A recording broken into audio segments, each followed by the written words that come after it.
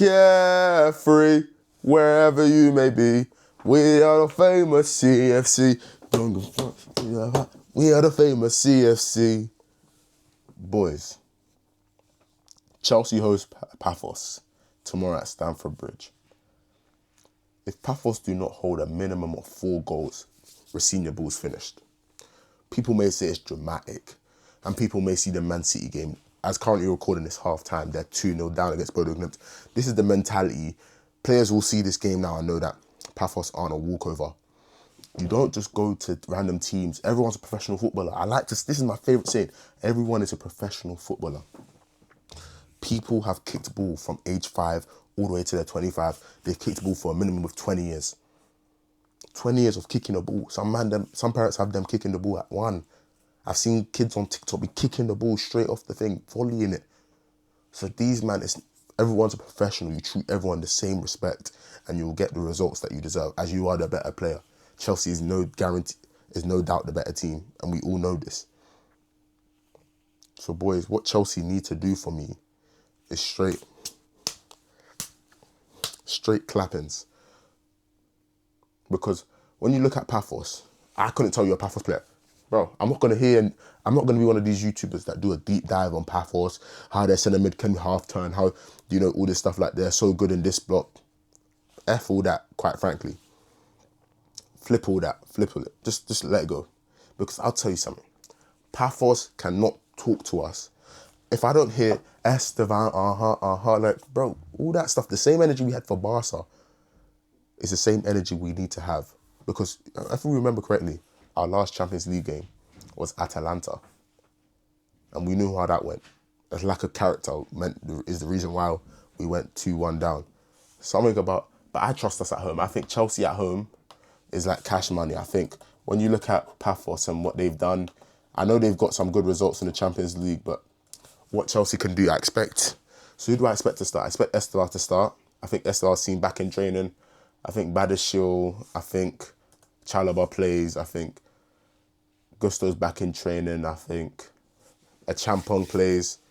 There's a lot of players that will play. I think Hato, and you're probably saying you've said a bunch of defenders, but Racine showing nothing but experimenting. I think this is a perfect game to experiment.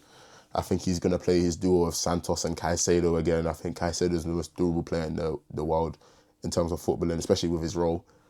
So I just think that's a good team. Do we see Estevao? Do we see Gittins? Do we see the lap back? Like, it's all interesting. There's a lot of variables in this game, how this game can go. If we field a lower side team, I expect a 2-0, 3-0 win. If we field like our big dogs in the Champions League, like the Palmers and stuff, I expect a 5-1.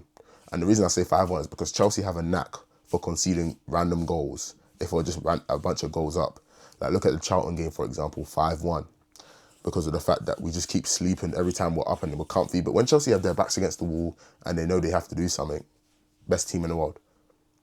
Best team in the world. I'm not going to sit here and tell you there's a lot to say on the Pafos game because this is a write-off game. This is a game where fans are looking at this like, okay, cool, we look past it.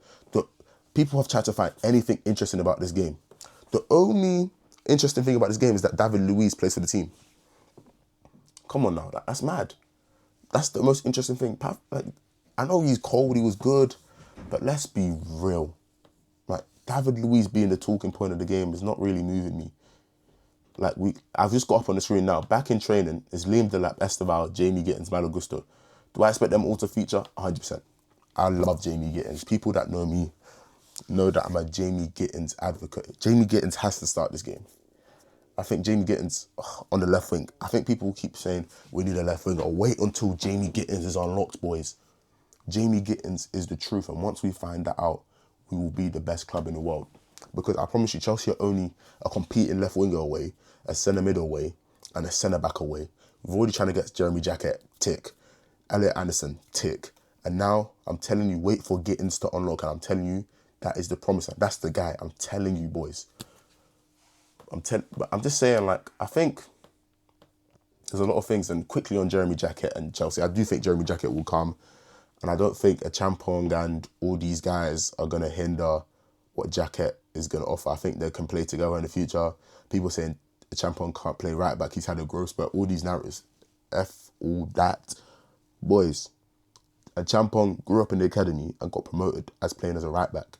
his debut was against Tottenham, where he had like floor clearances and blocks in like 4 minutes as a right back. So don't tell me a champion can't play right back, because he can. I was there when he played his first game.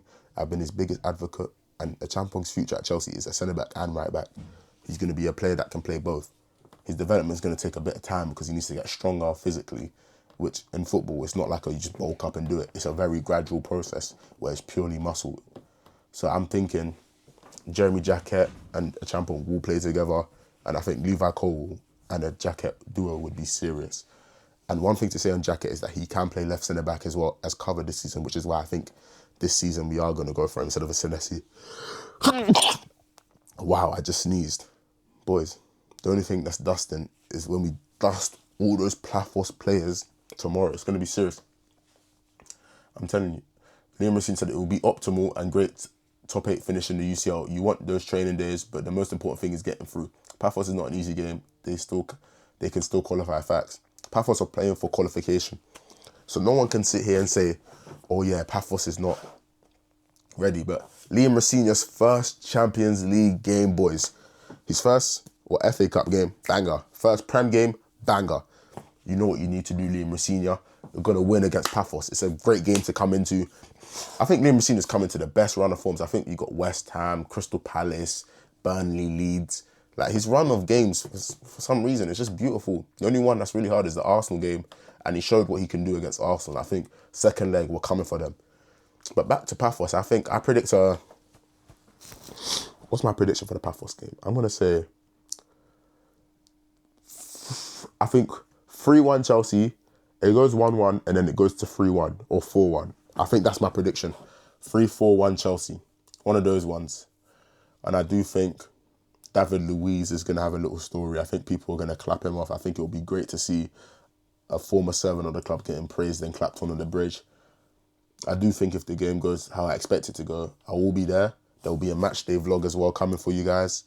So guys, stay tuned. Chelsea versus Pafos. I predict Chelsea to win 4-1 against Pafos. Straight smokage. No delay. Liam Racine ball at the bridge. It's guaranteed money. Up the Chelsea. Carefree, wherever you may be. We are the famous CFC. Don't give a fuck where you may be, because we are the famous CFC. Carefree. Up the Chelsea, boys.